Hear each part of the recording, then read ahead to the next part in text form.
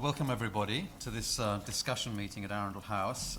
It's a real treat to welcome Gary Seymour back to the ISS. Many of you will know him as somebody who had a distinguished career at the State Department and on the National Security Council staff of the White House before he came to the ISS in London in 2001.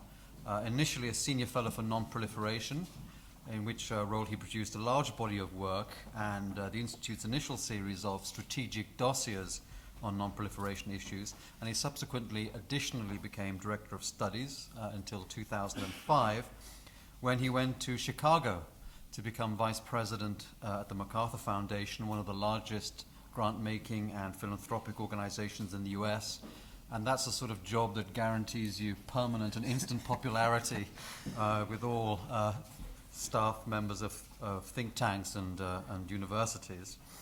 And from there he moved on to the Council on Foreign Relations in New York as Director of Studies until 2009, which is when he was asked to go back to the White House to become what President Obama called my nuclear guy, which was shorthand for leading and coordinating the Obama administration's policy on WMD and the WMD terror nexus. And that was a role in which Gary performed a notable part in respect of the nuclear security summits that were held in Washington and then Seoul. He's now Executive Director for Research at the Belfer Center at Harvard University. Harvard is, I think, where you earned your PhD, Gary, so it's a bit of a homecoming for you in that respect, as I hope is your return to Arundel House today.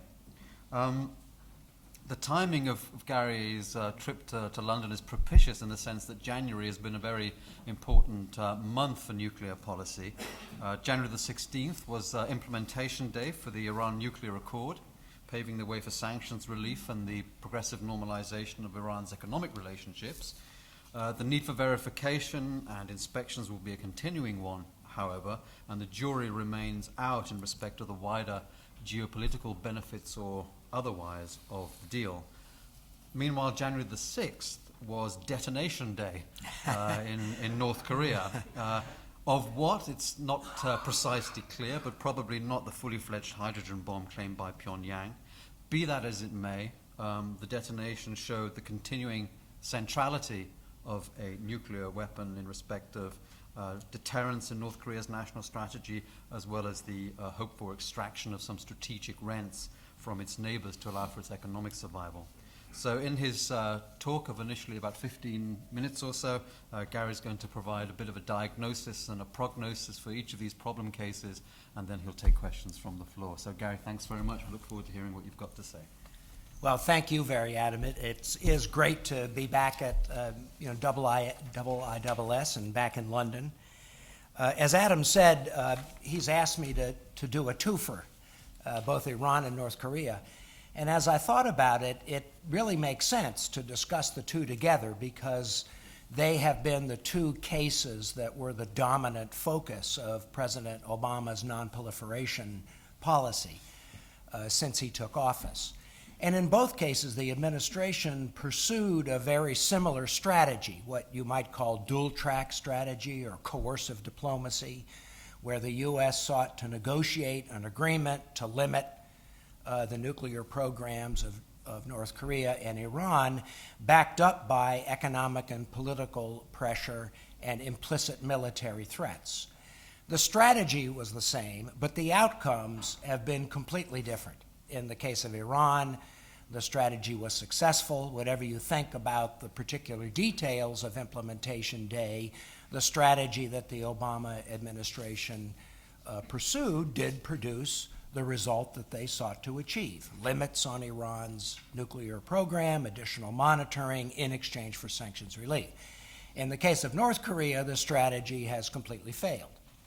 Efforts to negotiate have collapsed. Efforts to put pressure on North Korea have been ineffective, and instead we've seen steady progress in the program as demonstrated by a series of nuclear and missile tests. So the obvious analytical question is, what explains this difference in results in the case of North Korea and Iran, and what does that tell us about the future? So it seems to me the difference in results can be explained in a pretty straightforward way by three main factors. The first big difference between Iran and North Korea is the difference in the status of the program, the capabilities that Obama had to deal with when he came into office. In the case of North Korea, they had an established program, having already conducted a nuclear test in 2003 when President Bush was in office, and the North Koreans were believed to have a sufficient quantity of fissile material, both plutonium, which they had produced during the Clinton administration and then started producing more in the Bush administration, plus a covert capacity to produce highly enriched uranium of unknown magnitude, but enough so that they could have a small stockpile of nuclear weapons, and of course a very robust missile program.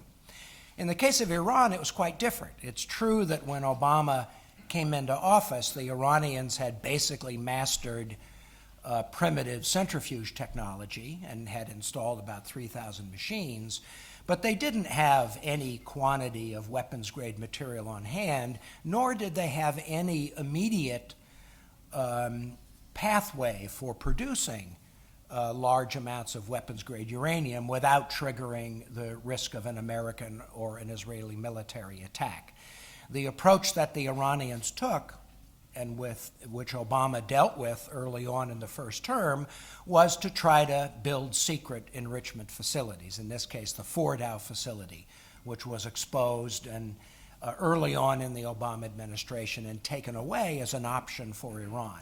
So faced with this difference, it's obviously much easier to achieve a diplomatic solution with a country that hasn't yet acquired nuclear weapons as opposed to a country that has nuclear weapons and seeking to coerce them into giving them up. The second big difference is the difference in the nature of the governments and the motivation in Tehran and Pyongyang. In the case of Pyongyang, of course, you have a very concentrated structure of power in the leader and in the party and the security apparatus that controls the country like a police state. And therefore, the government is much more able to resist economic and political pressures, and certainly much less vulnerable to any domestic pressure from the broader population, much less subject to any challenge or dissent from within the regime. In the case of Iran, of course, you have a famously convoluted and diffuse and obscure power structure with many different important players, and where there's some limited role for domestic opinion and pressure, which the government has to deal with in terms of its foreign policy. The government cannot afford to ignore completely domestic opinion and have elections that are at least quasi free and fair. And I would say that the motivations between Pyongyang and Tehran are also very different. I mean, this is hard to pin down. It's impressionistic on my part.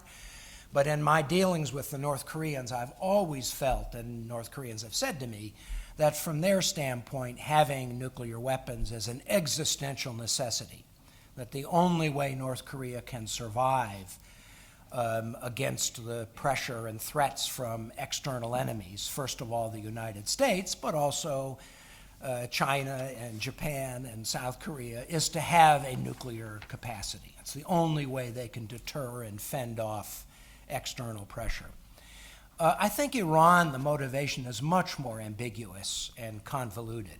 Certainly there are some Iranians who I think would like to have nuclear weapons, but there are others, I think, who recognize the risk that would be involved in acquiring nuclear weapons, and so therefore it's not as deeply committed to producing nuclear weapons or retaining them as the North Korean regime is. And the third big difference, and maybe the most important, is the difference in the magnitude of leverage that the United States was able to bring to bear on the problem. In the case of Iran, the economy is obviously much more susceptible to economic pressure because Iran's government revenue relies so heavily on oil exports and access to the international financial markets, and therefore they were much more subject to being disrupted than the case of North Korea, which has an economy that is largely disconnected from much of international trade and commerce. And this difference in economic vulnerability was really reinforced by the success in the case of Iran in putting together a strong international political coalition to work together to take advantage of Iran's weaknesses in terms of their economic situation.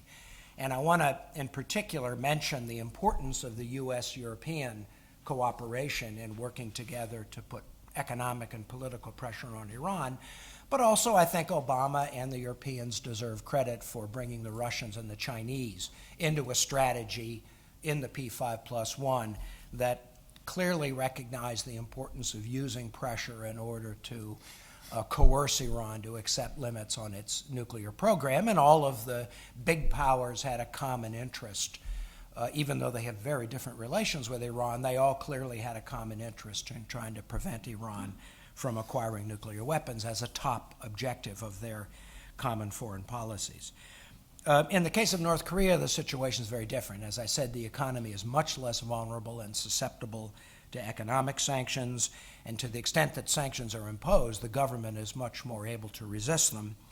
But the role of China in protecting North Korea really made it impossible for the U.S. to bring to bear the kind of economic leverage that was necessary in order to pressure North Korea to make painful concessions on its nuclear program. And the Chinese, even though they're frustrated with North Korea and they don't particularly respect or like Kim Jong-un, and they see the North Korean nuclear missile and nuclear program as a threat to Chinese interests, China also has a very important competing interest in maintaining stability on the Korean Peninsula. And I think Beijing fears that if they use economic pressure that would threaten the survival of the North Korean economy, that could lead to conflict or instability that would hurt Chinese vital national interests and, frankly, damage China's position in the region vis-a-vis the United States, which has increasingly become an important element of Chinese policy. So there was never really the option available to Washington to create the same kind of pressure against North Korea as the U.S. was able to do against Iran.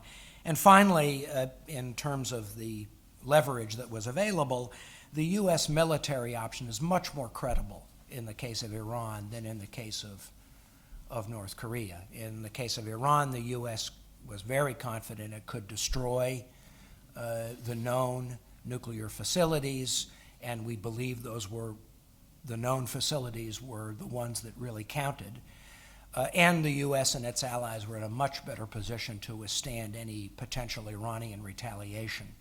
The situation in North Korea was completely different. We weren't really sure of all the nuclear facilities, so even if we destroyed the known facilities, there might be significant capabilities that would survive an attack. And the ability of North Korea to retaliate, especially against Seoul, with short-range artillery and rockets, and the risk of setting off a broader conflict on the Korean Peninsula, made a military option very, very unappealing, except in extremis. So I've tried to explain why the outcome has been different, and why in the case of Iran we see a nuclear deal, and in the case of North Korea we see nuclear tests, or as Adam put it, beautifully, detonation day versus implementation day. So what does this tell us about the future? Well, I can't help, to me the analysis of the different outcome is so compelling that I can't help but project, to me it's compelling, I can't help but project similar kind of assessment for the future. I think in the case of Iran, for the time being, the Rouhani government, and Obama for that matter, have a very strong interest in seeing this deal succeed. And I think both are in a position to overcome domestic opposition to the agreement. For the Iranians, or for Rouhani, and to some extent for Supreme Leader Khamenei, the economic benefits of this deal are very important. to political stability, and these economic benefits are not going to come very quickly for a variety of reasons. Part of it will have to do with the impact of the remaining U.S. sanctions, which are still in place, the non-nuclear sanctions, and the effect that will have on, in particular, European investment banks and companies who will want to wait and see whether or not it's safe to resume investments in Iran. Part of it has to do with the world oil market, which is very uninviting to new suppliers trying to sell, and the Saudis, of course, will do their best to continue to try to deny Iran market share. So there's not going to be, I think, a huge increase in Iranian exports, at least in the beginning. And part of it has to do with some of the other structural problems with doing business in Iran. And that'll be true, and I think will limit how quickly the Iranians see the benefit of this nuclear deal. And in order to keep open the possibility for economic benefit, they will want this agreement to continue to be in force, at least for the time being, and that means complying with the restrictions that are imposed on the nuclear program. And Obama, I think, for the time being, continues to have enough political capital to overcome any efforts by the Republican Congress to overturn the agreement by passing new sanctions legislation that would essentially reimpose sanctions that are being lifted. And there are a dozen or so bills that are already working their way through Congress. I don't think any of them will survive. But there are some real significant longer-term questions, I think, about whether the Iran deal actually survives the full 10 or 15 years that it currently seeks to achieve. And let me just mention three ways in which one could imagine the agreement collapsing. First, there's the question about the U.S. elections.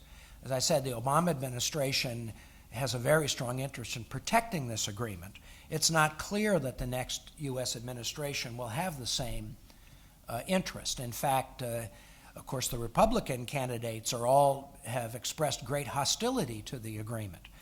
And if any of the Republicans are elected, they might very well seek to undermine the agreement, not by directly repudiating it,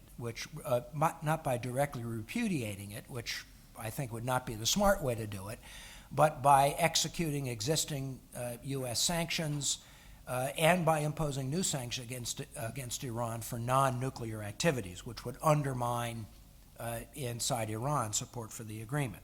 Even if Secretary Clinton is elected, I think she's signaling that her policy is likely to be tougher toward Iran, with a greater willingness to demonstrate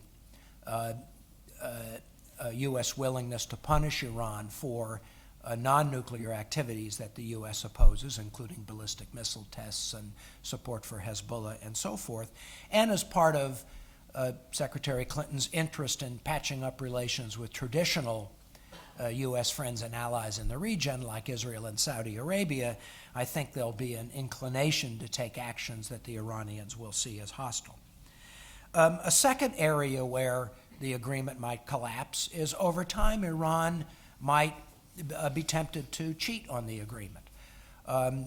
Once Iran has begun to really reap the benefit, the economic benefits of the agreement, which I think is probably a couple of years away, Tehran might feel it's in a stronger position to run the risk of cheating on the agreement. And if that's detected, that could lead to a crisis and collapse of the agreement. And third area where the agreement is potentially vulnerable is the large range of areas of dispute and disagreement between Washington and Tehran that have nothing to do with the narrow nuclear agreement itself, and which both sides have made clear have not been resolved because of the nuclear agreement, as well as incidents that could take place. The recent capture of U.S. sailors is a good example of something that neither government planned, but which, if handled poorly, could easily blow up the agreement or lead to severe strains. At the same time, I think, and again going back to my analysis, the deal we had with North Korea collapsed because the North Korea's cheated or reneged. There's at least two arguments for saying that this agreement with Iran might have greater likelihood of survival for the full term. One is that we have much better intelligence against Iran than we've ever had against North Korea. It's true that in the case of North Korea, we eventually detected their cheating, but unfortunately it was too late. It was after they had already been able to master and construct clandestine enrichment facilities. In the case of Iran, at least twice now, we've been able to detect their efforts to build secret enrichment facilities before they were completed. And if that continues to be the case, if the U.S. and its allies continue to have strong ability to detect efforts by Iran to build secret facilities, and I think the nuclear agreement will enhance our ability to do that, then we might have a greater options to preserve the agreement even if Iran cheats. And secondly, as I said, I think we have better options with respect to Iran to threaten them if we catch them cheating, both in terms of renewing economic sanctions and, if necessary, taking military action. So if all of that leads the Iranians to recognize the risk of cheating on the agreement, it's possible that they will be more cautious, unlike the North Koreans who got away with cheating. So let me just conclude by saying a few things about North Korea. I'm sorry to say, but 3 American presidents have tried and have negotiated nuclear deals with North Korea, Clinton, Bush, and Obama. All 3 failed because the North Koreans either cheated or reneged on the agreement. And I am not convinced that there is a solution to this problem using diplomacy. If we negotiate with the North Koreans, it fails, the agreement collapses. If we don't negotiate, as Obama tried to do, they conduct tests. So I'm sorry to say, but I'm not convinced that there is a solution to this problem beyond continuing to do what we've done up to now, strengthening defense and deterrence with our allies in Asia, and I think that has had an impact in certainly restraining North Korea's willingness to take provocative actions that might lead to military conflict, and B, continuing to chip away at the Chinese relationship with North Korea. As I said, I think Beijing has a deep strategic interest in avoiding a situation that would lead to instability or conflict on the Korean Peninsula, but I do think there's been a subtle shift in Beijing's attitudes toward North Korea. And I think China has been willing at least to impose and enforce sanctions that are targeted against North Korea's missile and nuclear program.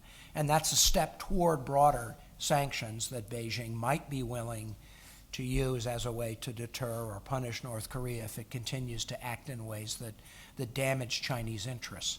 But I don't think we should hold out much hope that there's going to be a diplomatic solution to the North Korean challenge, and the North Koreans in the meantime will continue to creep forward in their program. I think they're still a long way away from having a reliable long-range missile capability that could threaten the United States, but that's clearly what their objective is, and it will probably take them years to get there. But unless the regime collapses, I think that's probably the direction we're heading in the long term. I'll stop there, Adam, and Great. Be happy to respond to questions. Thank you very much. Well, we'll turn it over now to you, but let me just kick off by asking a question about both of those cases. I think it's fair to say that you were quite skeptical about the prospects for a satisfactory deal, but a deal having been agreed, you came out very publicly to support it. And I think I've even seen you quoted as saying that the deal is of such a quality that even if you were to be told that in 5 years' time the Iranians would cheat on it, if you'd be told that now, you would still support the deal because you think ultimately the US is in a stronger position to deal with that. Maybe you could just flesh that out a bit. Sure. And then on North Korea, could you just respond to the point that's sometimes made, which is that the new leadership in Pyongyang is a qualitatively different one in the sense that although the basic state calculus is as you've described it, the personality of the leadership is maybe less risk averse, maybe more prone to miscalculation. and seems certainly to be highly intolerant of any kind of dissent within the immediate policy circles that presumably have the job of providing some sort of advice about what's going on in the outside world. Well, yes, those are both very good questions. With respect to Iran, I'm, convinced that the Iranian leadership has not abandoned its strategic interest in having nuclear weapons or a nuclear weapons capability. I think they've been compelled by pressure to make a tactical decision for the time being to accept limits and additional monitoring in order to get sanctions relief. So this agreement, in my view, is purely transactional. It doesn't represent a fundamental shift in the current Iranian government's calculation. But I think delay, if this agreement, even if it only lasts for 5 years, I think delay is very much in our favor. Because I do think in the long term, and I don't know how long it is, but I do think in the very long term, I think that that Iranian politics and foreign policy is likely to moderate. And that's a pattern that one sees in many revolutions. And as the revolutionary generation begins to die out, including the supreme leader and the circle of people around him, I think they're likely to be replaced by a younger generation that's more interested in having good, normal relations with the West, including the United States even. So I think buying time is a good thing. I don't know whether the change we'd like to see will take place within the 10 to 15 years that this agreement is in force. And that, I think, is the big risk and gamble of this agreement, that the time we're buying, if this agreement survives for its full length, may not be sufficient to bring about the kind of change we'd like to see inside Iran, including in its domestic politics and its foreign policy. And we may be faced with a very difficult situation in 15 years if the Iranian government at that time declares its intent to resume all the nuclear activities that have been limited and build a large-scale enrichment plant. If we think they still have the intent of pursuing nuclear weapons, we can't acquiesce, but it'll be difficult to oppose it if they've complied with the agreement during all that period. On North Korea, I've come around to believing that Kim Jong-un's character and personality does represent a new area of risk and challenge that we really haven't faced before with his father and his grandfather. And Kim Jong-un has done a couple of things which, to me, really defy rational understanding in terms of North Korea's own national interest. And let me give you 2 examples.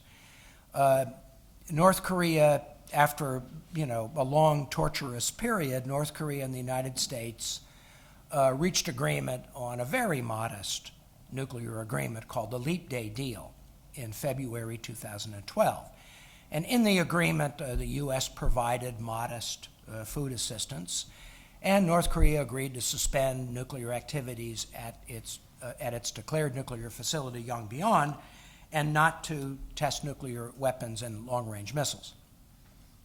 And 3 weeks later, the North Koreans tested a satellite, which we told them we would consider a violation of the agreement. And it's hard for me to understand what sense there is in reaching an agreement and then violating it 3 weeks later. I mean, this is not a very sensible course of action to take. And I suppose what the North Koreans say is, we didn't understand that this would be a violation, but I think we were pretty clear that we would consider it. I mean, the other example, which again, defies logic to me, was the timing of this latest nuclear test. I always thought it was just a matter of time before North Korea resumed its nuclear testing, but why pick this particular moment at a time when North Korea and South Korea seem to be on the verge of resuming tourism and greater economic cooperation, which would have brought some material benefits to Pyongyang, and at a time when China seemed to be reaching out and had reconciled itself to, having to accept that they would need to work with Kim Jong-un, and there at least appeared to be a somewhat positive trajectory. The only explanation I can come up with for why tests now is personal pique, that Kim Jong-un was very, upset that his girl band that went to Beijing to perform were, not given the respect he thought was appropriate in December, when Xi Jinping canceled his appearance at the concert in response to Kim Jong-un declaring that North Korea had hydrogen bombs. And this test is just a very deliberate public finger in Beijing's eye. That doesn't strike me as a very good basis for pursuing national interest. So I do think that we have to be concerned about, more concerned than before, about the possibility that, intemperate and somewhat erratic decision-making in Pyongyang could lead to a miscalculation. But I do have to say, even Kim Jong-un up to now has been careful about taking steps that could trigger a conflict. For example, the resolution of the incident where the two South Korean soldiers were subject to a mine attack in the DMZ, that was handled very adroitly and quickly by Pyongyang to avoid escalation. So, I don't think he's crazy, but I do think there's more uncertainty about the logic of North Korean decision-making than I have experienced before. Thank you. Okay, we'll start off right in the back row. Matt Cotty, if you could identify yourself for Gary's benefit when you have the microphone. Sure, thanks Adam. Matthew Cotty, Research Associate here in the Nuclear Policy, Non-Proliferation and Nuclear Policy team. I'd like to mirror your twofer, if I can, two very brief questions. The first is on the prospect of US unilateral sanctions. Obviously, they've passed through the House, the Senate will pick them up. What are the prospects of those sanctions? And if they do come to fruition, what is the impact then on broader UN multilateral sanctions? Do they undermine them? And similarly then the US-China relationship, because they're destined to impact trade. And the second question is just on Iran-North Korean collusion collaboration. The US Treasury released some juicy nuggets information on this recently, but I was just wondering if you can comment on the extent to that collaboration and whether it's still ongoing, to your knowledge. Thank you. So, on the first, it's a very good question because the bill, as people may not know, there was a sanctions bill against North Korea that was introduced and passed in the House of Representatives. I forgot the exact vote, but I think there was only one vote against it. I don't know who that person was. I'll have to try to find out. And it's now on its way to the Senate. I mean, I haven't looked too much into the details of the bill. I have a copy with me, but I haven't been able to look at it. My guess is that the administration will probably be uncomfortable with it to the extent that it invites an economic conflict between the U.S. and China. And as I said, the big restraint on U.S. ability to impose economic sanctions on North Korea has been Chinese unwillingness to go along with those kinds of sanctions in a broad sense, and the U.S. not wanting to pick an economic fight with China, given all of the deep economic ties between the U.S. And China.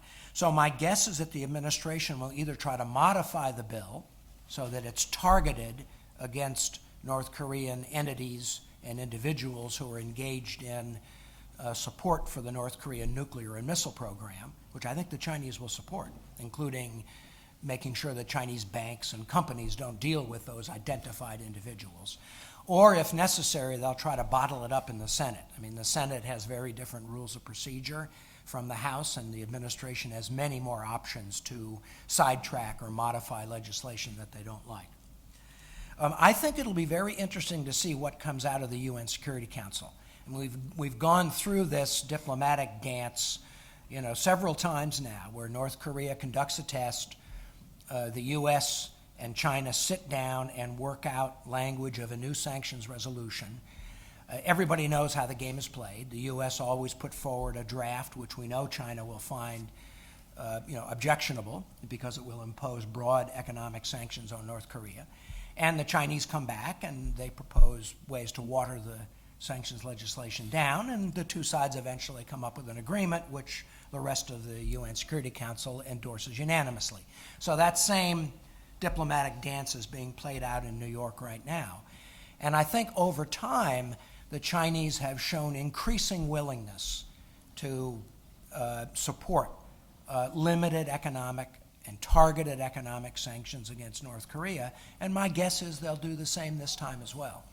So every time the North Koreans conduct a test, they do make life a little bit easier for Washington in terms of angering Beijing and making possible greater cooperation on economic pressure. So in some ways, I don't mind the North Koreans continuing to conduct nuclear tests because I think they're, undercutting their own interests, which again leads to my question about the rationality of their decision making.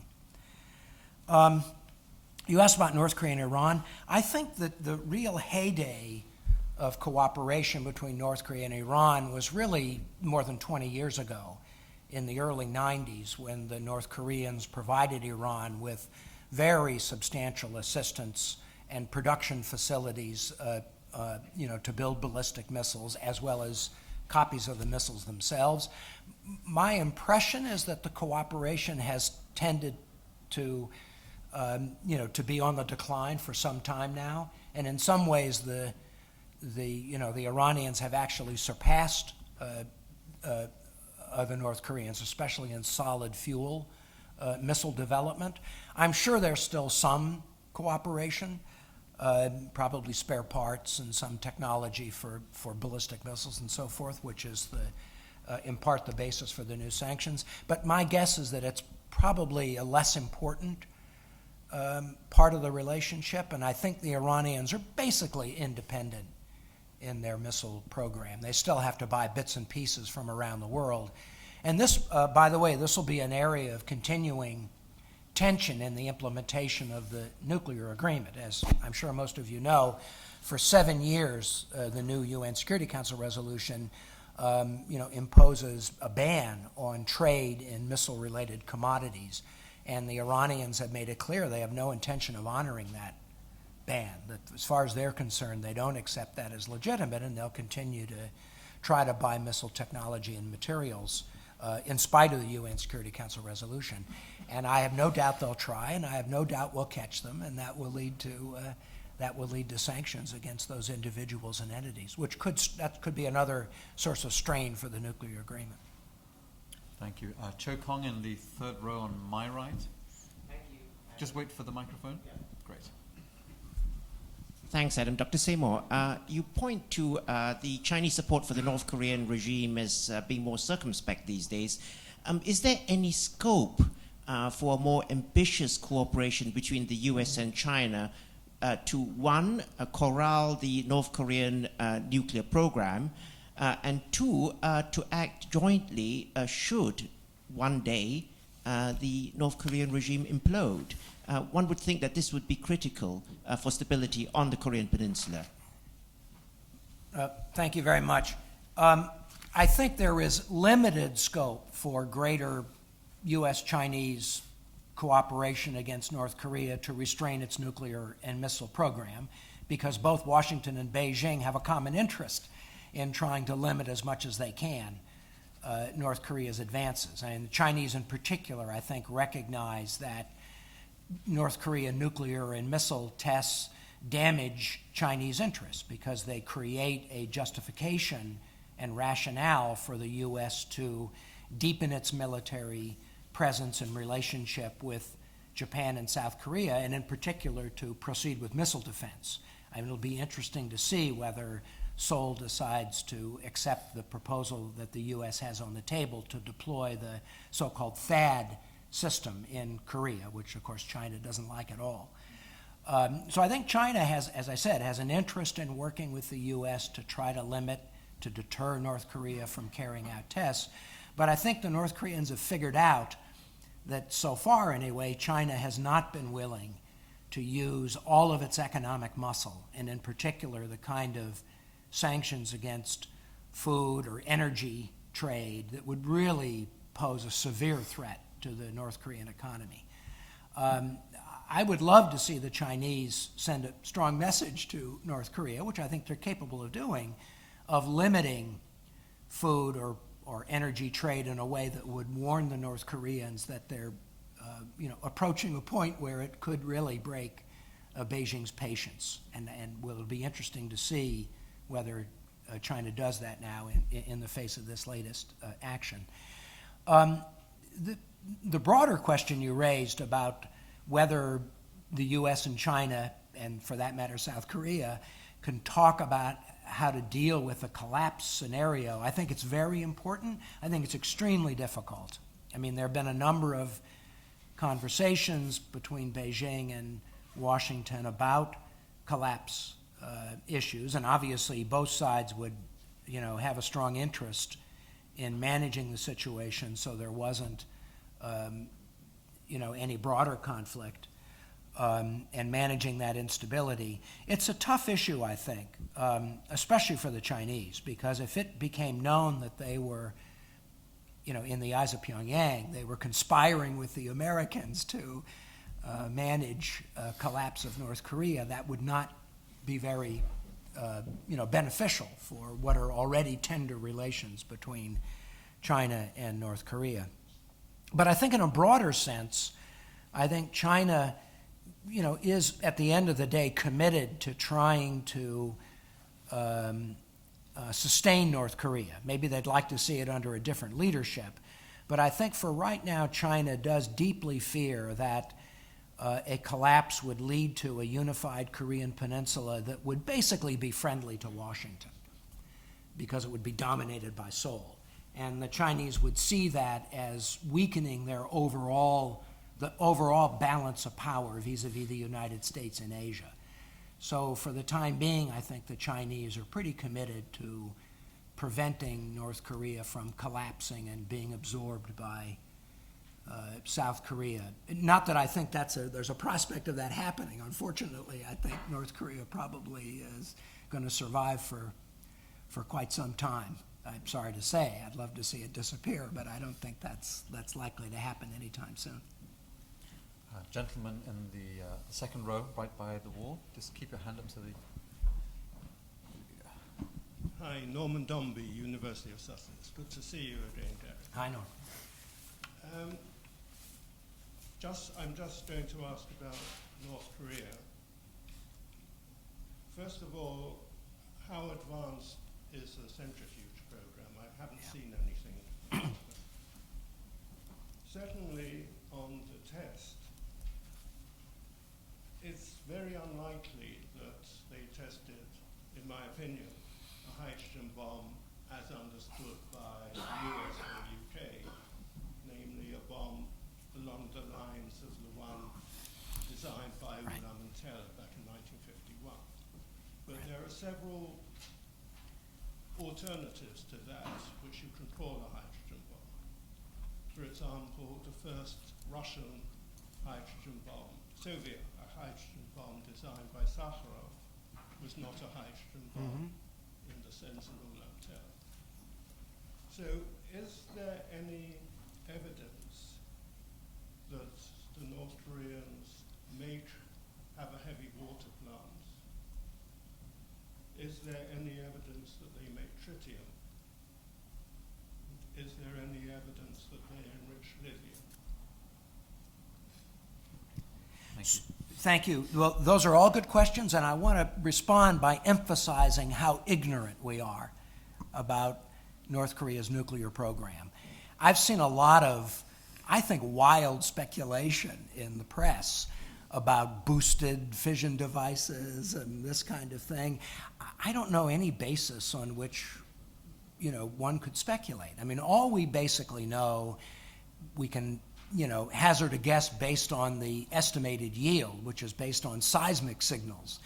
But as you know, and I completely agree with you, it's unlikely they tested a hydrogen bomb, just because it looks like the yield was pretty similar to the last test in 2013.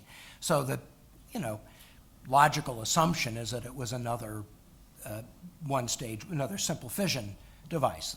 I think that's the most plausible. But people in the press who tried to, extrapolate based on that one data point, you and I know hydrogen bombs can be anything from a couple of kilotons to a couple of megatons, so that you can't tell anything by the yield. There's just no way to and you'd have to have very detailed technical information about the North Korean design in order to really say anything intelligent. And as far as I know, at least in my experience, that kind of information is simply not available. On centrifuges, I think we know a little bit more, because of course we have the benefit of Sig Hecker having actually visited what I call the demonstration plant. And the reason I call that the demonstration plant is because I strongly suspect that there is at least one or maybe more other enrichment facilities, undeclared enrichment facilities in North Korea of unknown size that are producing highly enriched uranium on a regular basis. So we don't know the full magnitude of the program, but from what Dr. Hecker saw, it certainly looks like the North Koreans have a more advanced centrifuge program than Iran, based on the Maraging steel design, the so-called P2 design. And that's plausible to me. I mean, the North Koreans got centrifuge technology and probably a couple of sample models from Pakistan in the mid-1990s. So they've had it in their possession for a long time. And I respect North Korea's ability to carry out basic industrial capacity. I mean, they're good at bending metal. So they make their submarines and tanks and centrifuges. I think they're, much more competent in that area than Iran is. So it wouldn't surprise me that they would have mastered a more advanced centrifuge. And I think one of the big obstacles to any nuclear agreement, any comprehensive nuclear agreement with North Korea, is that they refuse to acknowledge having any other enrichment facilities beyond the declared one at Yongbyon. Until they do that, you can't even achieve a freeze on fissile material production. Thanks. Ben Bilski, there, in the fourth row back. Thank you. Benjamin Bilski, Pericles Foundation. Good to see you again. One of the senses was when the Iranian deal was being negotiated that other areas of disputes with Iran were shifted to a lower priority. This happened, of course, at the same time with the withdrawal from Iraq and other areas. Now that the deal has been implemented and enriched material has been shipped out and the sanctions are going to be lifted and there's some welcoming back of Iran into the international community and international economy, will Western strategy, American specifically, perhaps also Europeans, shift back to going from the outside in and counteracting other areas of dispute with Iran, such as their influence obviously in Syria and Lebanon, but also Yemen, as well as the pursuit of justice or international justice for the victims of the bombings in Argentina and similar areas. Do you see this kind of shift happening now, or I'm curious to know what you think? I don't see it as a strategic shift. I know that some people, believe that the Obama administration is, being driven by some vision of, forming a strategic alliance with Iran to manage the Middle East. I think that's total nonsense. And the differences between the two countries make that simply impossible, in addition to the fact that the U.S. has commitments to a long-standing relationship with countries in the region that wouldn't accept such a strategic alliance, including Israel, Turkey, Saudi, and so forth. But I do think that certainly Secretary Kerry is hoping that the nuclear deal will unlock the door to cooperation with Iran on other issues, and obviously the most pressing one is Syria. And we'll see whether or not the U.S. and Iran and other interested countries, including, of course, Russia and Saudi, are able to work together in this Syrian peace process to at least produce a ceasefire.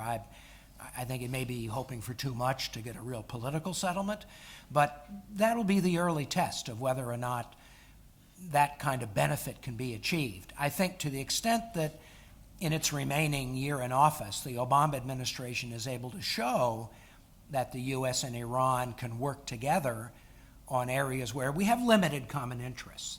Same is true in Iraq, right? The U.S. and Iran have a limited common interest in preventing, Islamic State, or slowly trying to chip away at Islamic State, even though we have very different, strategic interests in Iraq. To the extent that the administration can demonstrate benefit, I think it makes it more likely that the next administration will try to preserve as much of a working relationship with Iran as they can. To the extent that it fails and the nuclear, remains the only area where there's positive benefit, assuming that both sides continue to implement the agreement, then it makes the agreement more vulnerable to these, disputes that will be taking place outside the agreement itself. Well, what about counteracting? Apart from cooperating, what about counteracting? Well, I think, Yemen is a good example where the U.S. has made a fundamental decision to support the Saudis, whether you believe that the Houthis are, being, close allies of Iran. I doubt it myself, but in any event, the administration has decided that this was so important to Saudi Arabia to take action against what the Saudis saw as an Iranian encroachment that was, extremely dangerous to the Saudis because it was on the Korean Peninsula. The administration has decided to back the Saudis fully, including using the U.S. Navy to stop Iran from providing weapons to the Houthis. Even though there are misgivings in Washington about the bombing campaign and what kind of political settlement will emerge, I don't think that's going to change. I think the U.S. has decided and will continue to back Saudi Arabia against Iranian interests in Yemen. And if there's any, I don't think this current tension between Saudi and Iran will lead to any conflict. I think both sides want to avoid any military clash. But if there was a military clash, the U.S. would back Saudi. Jonathan Paris.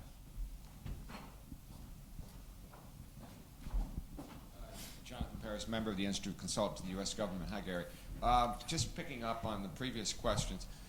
Amos Yadlin, who Adam knows well, has said last night that he's concerned about U.S. reluctance to insist on detecting minor violations, to downplay minor violations of the Iran agreement. Nick Burns, your colleague, has also stressed that recently, and to some extent Obama has responded with these sanctions on the ballistic missiles. But going down the road, how tough will the Obama administration be on Iran in the next 12 months? Well, the first thing to say is that I am very impressed with the extent to which the Iranians scrupulously and very expeditiously complied with the nuclear requirements of the agreement. There were a number of areas of ambiguity. There were a number of issues that had to be worked out in order for implementation day to happen. And my impression is that the Iranians didn't try very hard, to relitigate the agreement. They basically, they had a discussion with the Americans and others, and they were told what was required, and they did it. Including centrifuge research, R&D. Well, I don't know of any disputes that have arisen.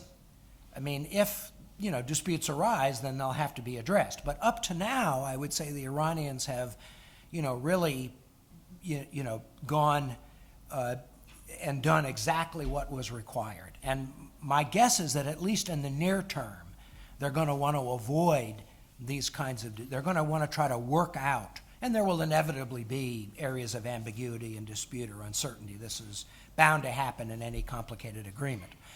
But my guess is that for right now, the Rouhani administration will want to put those disputes to rest very quickly. So I'm not convinced that any minor disputes will escalate to the point where they, pose a political challenge to the agreement, because I don't think Rouhani wants that now. That may happen, as I said, in a couple of years from now, but Obama won't be president anymore. And we'll have to see how the next administration responds. But I think for now, the Iranians are going to be pretty scrupulous in making sure that they comply with the agreement, and they're going to avoid doing things that would invite backsliding on the part of the Americans in terms of sanctions. Just on that point, how are we to read the internal divisions that exist in Iran. Just looking at the Twitter feed this morning of the Supreme Leader, he seems in a pretty grumpy mood. Yeah. Arrogant powers, Yes. sanctions, relief is okay, but it's it's not the ultimate national objective, and Right. all of these tweets being directly addressed to the president. Yeah.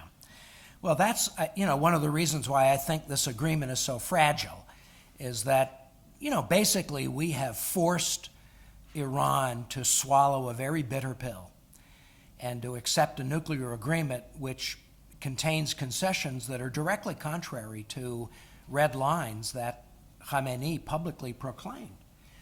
And I think Khamenei continues to be very suspicious and worried that the U.S.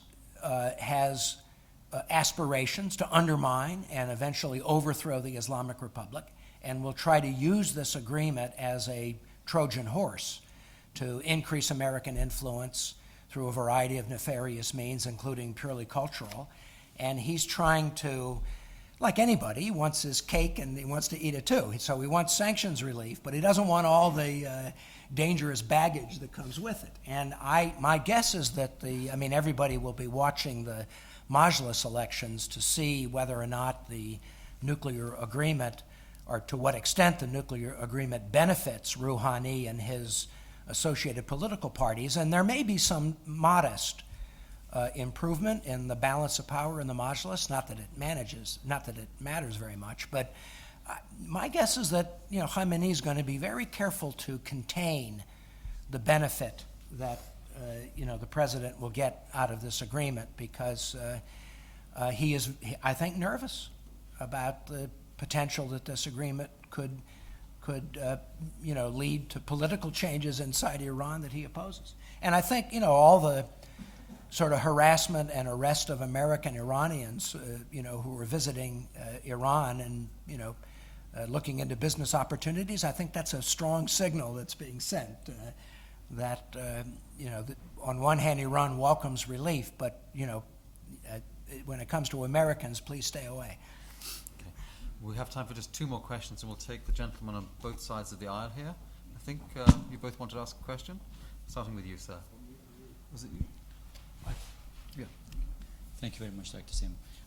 Iranians are bragging that their nuclear infrastructure will remain intact despite the deal, and they will be able to sell low-enriched uranium to Russia and heavy water to U.S. in the future. That's what they're saying. Yeah. Can you give us an assessment of Sure. their present program now? Sure. And as you know, Israelis were predicting about over a year ago that Iranians had spent more than $170 billion on their program. Could you give us a realistic assessment of how much money Iran has spent, and how much of it has been laid to waste by this agreement? And could you just say who you are for Gary? I'm Bijan Farhoudi from Kayhan, London. And could you take the second one straight away? Thank you. My name is Mehrdad Khansari. I'm a member of the Institute. What I wanted to ask you was, in general, would you agree that irrespective of comments made by the Supreme Leader, as you were alluding to, and, you might say comments made by Western leaders, the general idea is to want this thing to work. And there's a willingness, especially on the part of Europe, for their own reasons, to want to move much more, to look at the optimistic side of things. My question to you is that, based on some of the questions that were asked by others, do you think that this conflict with Sunni radicalism, that is the major source of problem in the region, and which is now exporting itself in many ways to Europe and perhaps beyond to the United States, is that an incentive for the United States, and especially the rapport that exists between Kerry and Zarif, to want to work in areas that are, that sort of supersede the kind of differences that you said that exist in Yemen? Thank you. Those are both great questions. you know, in terms of the cost of the Iranian program, I don't feel I can give you a very accurate assessment, so I just don't really have a feeling for how much the overall budget was. You know, in terms of the Iranian infrastructure, both sides made concessions to get a deal. I mean, Iran had to give up 98% of its stockpile of low-enriched uranium and had to destroy the Iraq reactor that was under construction and modify it in a way so that it won't be useful for producing plutonium or large amounts of plutonium. And they had to give up most of their installed centrifuges. So those were huge concessions, which, you know, in the beginning of the negotiations, the Supreme Leader said was unthinkable. But at the same time, the U.S. and the Europeans made big concessions too. They allowed Iran to retain some 5,000 centrifuges, some of which can continue to produce small amounts of low-enriched uranium and sell it. And I think even more significantly, they allowed Iran to continue a research and development program to try to you know, perfect much more efficient and powerful centrifuge machines, which Iran would be able to deploy in 10 or 15 years as the physical limits on the centrifuge program are lifted. So as in any, you know, tough negotiation, both sides had to make painful and difficult concessions in order to get a deal. And I don't know whether it's really possible to say, you know, who got the better end of the bargain. Both sides obviously thought it was acceptable, even though it was difficult, you know, for them to make those concessions. You know, in terms of the common interest that the U.S. and Iran has in dealing with Islamic State and Al-Qaeda and so forth, I think, as I said, I think there are opportunities for limited cooperation in Iraq and in Syria, even though I think the U.S. and Iran have very different strategic interests. Now, it remains to be seen whether those areas of common interest can actually produce results. I mean, for example, let's take Iraq. I mean, the U.S. obviously is trying to work with the Iraqi government to gradually defeat, you know, the Islamic State in the cities that they hold. And so far, the Iranians have been willing to tolerate and even in some respects support those military operations. At the same time, my sense is that Tehran has not been supporting Washington's political efforts to encourage the Iraqi government to reach an accommodation with the Sunnis. Because I think there's a difference in strategic interests. The U.S. would like to see an inclusive government in Baghdad that is, you know, represents Shia, Sunni, and Kurdish interests. I suspect that Iran would probably prefer to see a government in Baghdad that's very reliably an ally of Tehran and therefore is dominated by Shia interests and doesn't allow the Sunnis to have too much, you know, political leverage. So there's areas for cooperation, but I don't think that removes areas where where Washington and Tehran will continue to have disputes, which I think are, you know, it's basically, I mean, the underlying strategic dispute between Washington and Tehran, I've always thought, nobody talks about this much, but I've always thought the most basic underlying dispute is over who is the dominant power in the Persian Gulf. And right now the U.S. is. But I think Iran has aspirations, would like to be, whether it's realistic or not, I don't know. But I think that from Iran's standpoint, in the long term, they would like to see the U.S. to vacate all of its military bases in the Persian Gulf. And if that happened, if it were just the local powers, Iran would clearly be the strongest and the most dominant power. And that's a very fundamental strategic dispute, I think, between Washington and Tehran, which is very difficult to resolve, I think. Gary, thanks for a typically rich and informative talk. Thanks for being our nuclear guy this afternoon. Please join me in a show of appreciation.